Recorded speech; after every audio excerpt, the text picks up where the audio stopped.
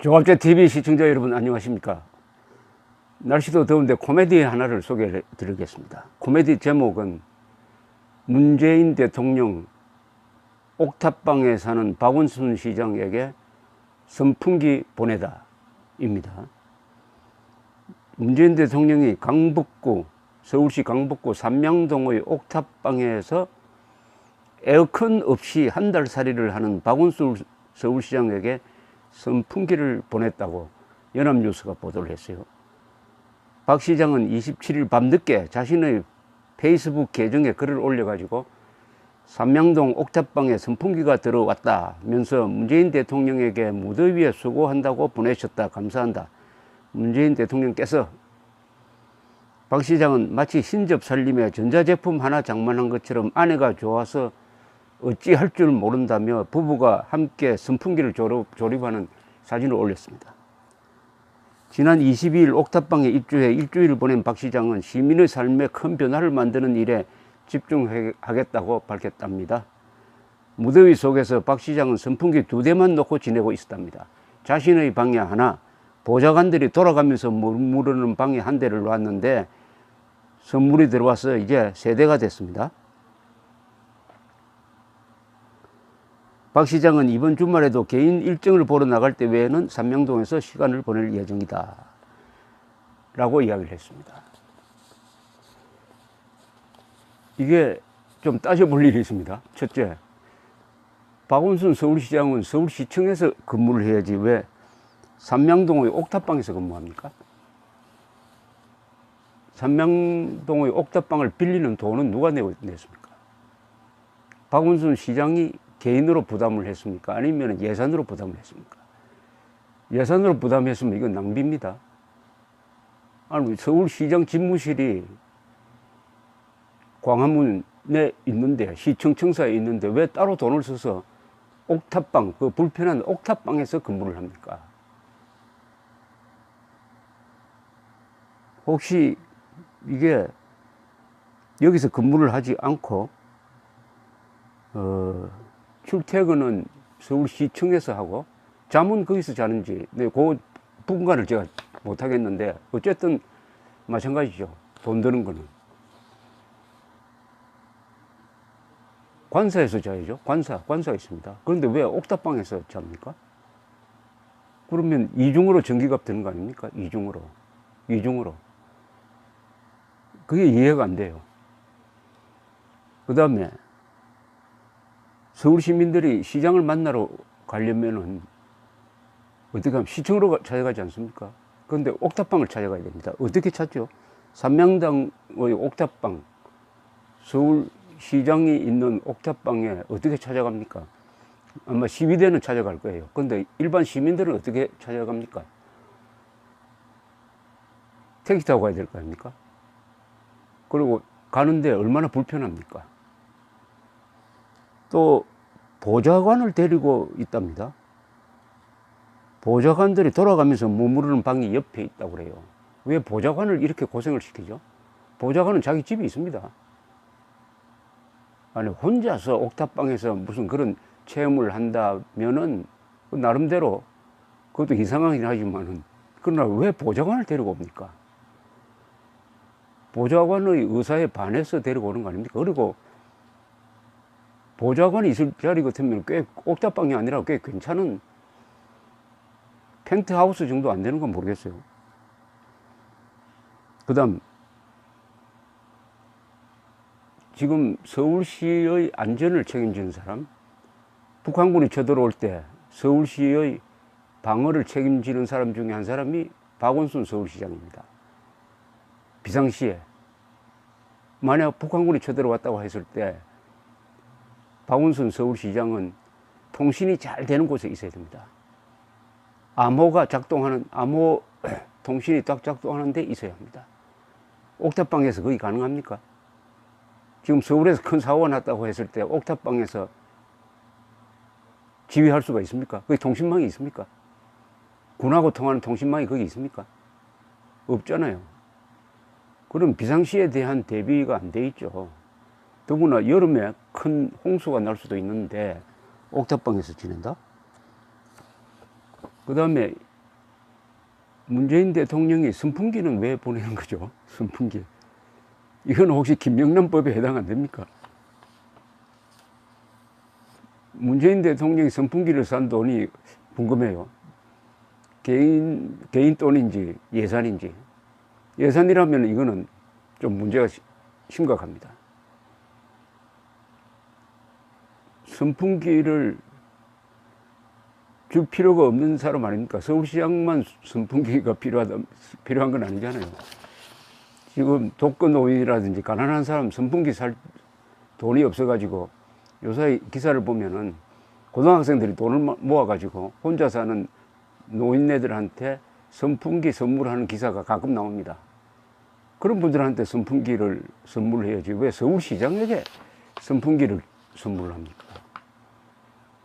문재인 대통령이 그렇게 선풍기를 보내고 박원순 시장이 이걸 공개한 것은 쇼죠. 쇼 목적이 아니면 그럴 수가 없죠. 받았더라도 가만히 있어야죠.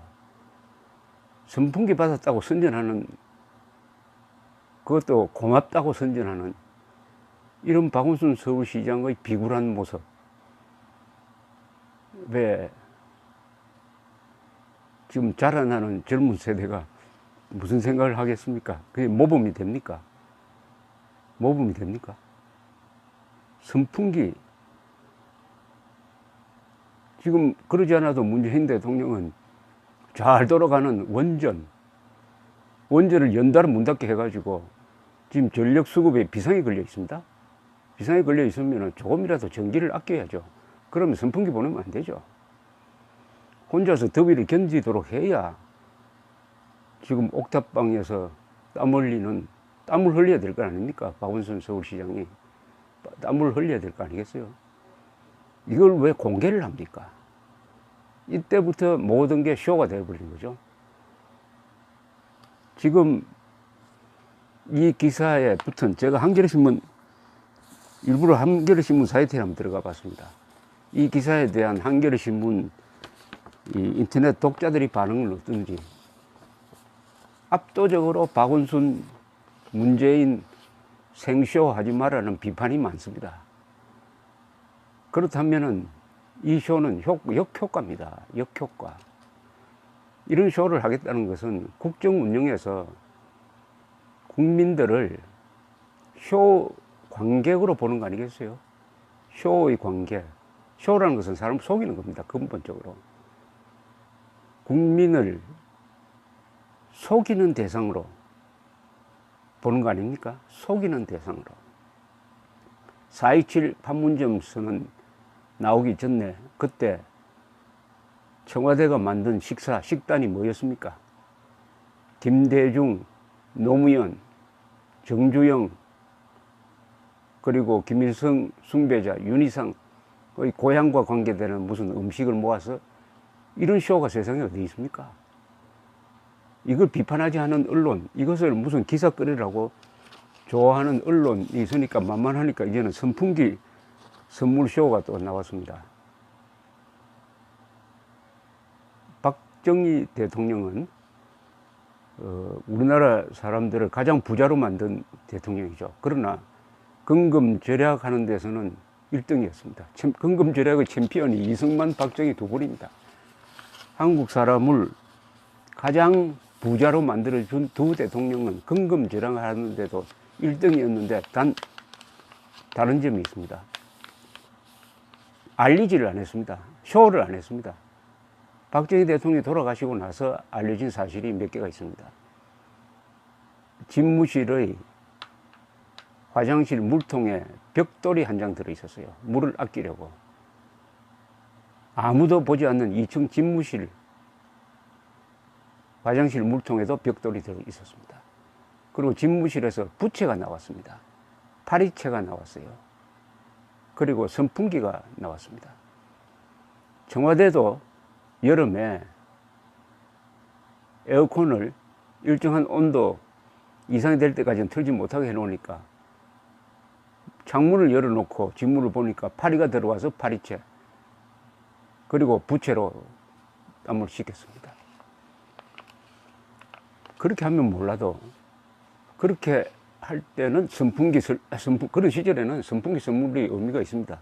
지금 에어컨 시절인데 박원순 서울시장의 옥탑방 쇼에 문재인 대통령의 선풍기 쇼가 합쳐지니까 뭐 긍정적인 효과는 하나 있습니다. 사람들이 다 웃고 있겠죠.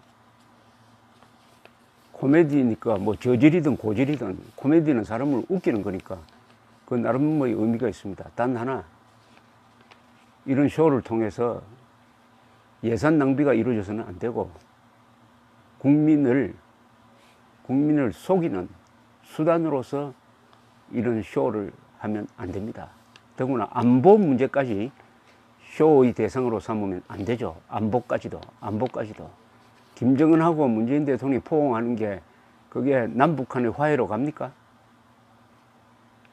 안보까지 쇼의 대상으로 삼으면은 그것은 위장평화 쇼죠.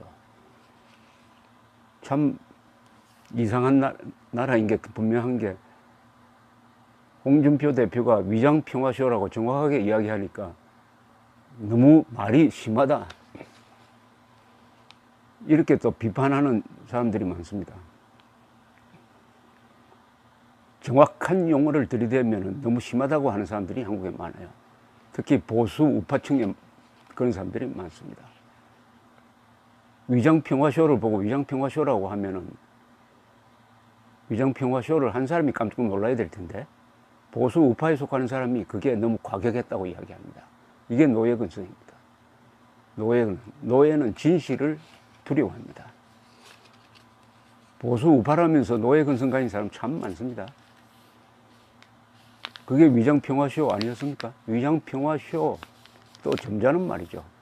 그런데 홍준표 대표가 위장평화쇼를 이야기하니까 선거에서 졌다라는 말도 아닌 억지를 만들어서 용감한 사람을 욕하는 게, 그게 한국 보수 우파의 다수는 아니지만 사대주의적 근성입니다. 그런데 선풍기 쇼는, 옥탑방 쇼는 이게 많은 것을 보여줍니다.